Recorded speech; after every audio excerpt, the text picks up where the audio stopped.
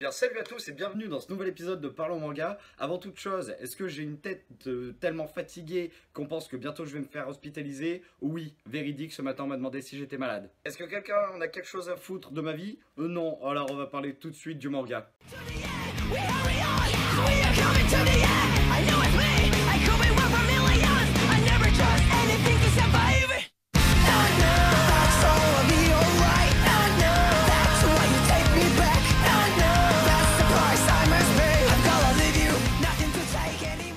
Et aujourd'hui, ce sera Nanatsu no Taizai, ou Seven Deadly Sins, ou les 7 péchés capitaux. D'ailleurs, les 7 péchés capitaux, ça n'existe pas. Il est écrit nulle part, les 7 péchés capitaux. C'est-à-dire que vraiment, l'explication la plus probable que j'ai pu trouver, c'est qu'il y a un mec qui s'est réveillé un matin en se disant, on va traduire littéralement de l'anglais ce que Seven Deadly Sins veut dire, et on va l'appeler comme ça. Ça n'existe pas. Donc on va parler de Seven Deadly Sins, parce que c'est comme ça qu'il s'appelle dans notre beau pays qui est la France. Seven Deadly Sins, écrit par Nakaba Suzuki, et je vous parle pas de la moto, a droit à sa prépublication en 2012 et une sortie officielle en 2018. Nous en France, on y a droit depuis 2014, édité par Pika.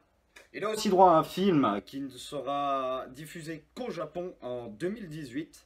Et il a évidemment droit à un animé qui est disponible depuis 2014. Et la seconde saison, me semble-t-il qu'elle est sortie cette année, en 2018. Seven Deadly Sins, présenté sous 33 tomes, de quoi ça parle? Seven Deadly Sins, c'est un groupe de chevaliers qui ont conspiré pour renverser le royaume de Britannia. Britannia, c'est le monde dans lequel toute l'histoire évolue. Et dès le début du manga, ils sont censés être éradiqués par les chevaliers sacrés. C'est ceux qui, pour le coup, protègent le royaume de Britannia. Mais ça, ce n'est que le début du manga, puisqu'en vérité, les chevaliers sacrés dont je viens de vous parler ont tout simplement 10 ans plus tard renversé le pouvoir en place, enfermé le roi pour devenir tout simplement des dirigeants tyranniques. Et l'histoire, c'est que Elisabeth, donc qui est la fille du roi, décide d'aller chercher les Seven Deadly Sins en fait ils sont les seuls capables de pouvoir renverser les chevaliers sacrés parce qu'ils sont vraiment forts. Un jour, elle se rend dans une taverne.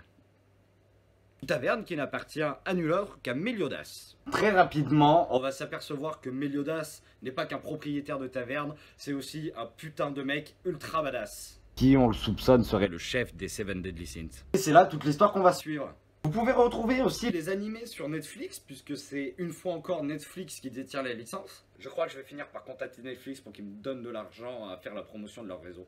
Concernant le film, à moins que vous ne parliez japonais, il n'est pas disponible en France. Si vous êtes intéressé par ce genre de manga, je vous conseille vraiment de vous rendre sur le site officiel de Seven Deadly Sins. Il y a plein de critiques, de choses comme ça. C'est un manga qui a été hyper bien noté et vraiment il est top. Ah, et si vous aimez pas lire, il existe aussi des versions jeux vidéo. Une première sur 3DS et la seconde qui est sortie en février 2018 sur PS4. Et c'est sur ce superbe manga tiré à 3 millions d'exemplaires qu'on va se laisser aujourd'hui. Vous pouvez dès à présent me retrouver dans les réseaux sociaux.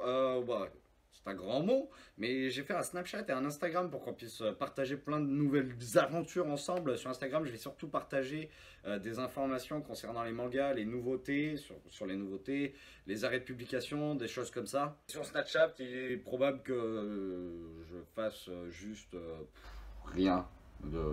Voilà. Mais ça va être bien, ça va être bien. Et il faut me suivre parce que ça va être vraiment bien. Vous retrouverez tout ça dans la description. Il y a toujours mon adresse mail et toujours l'espace des commentaires si vous voulez vous déchaîner, quoi. Sur ce, un grand merci d'avoir suivi cette vidéo et je vous dis à bientôt. Ciao!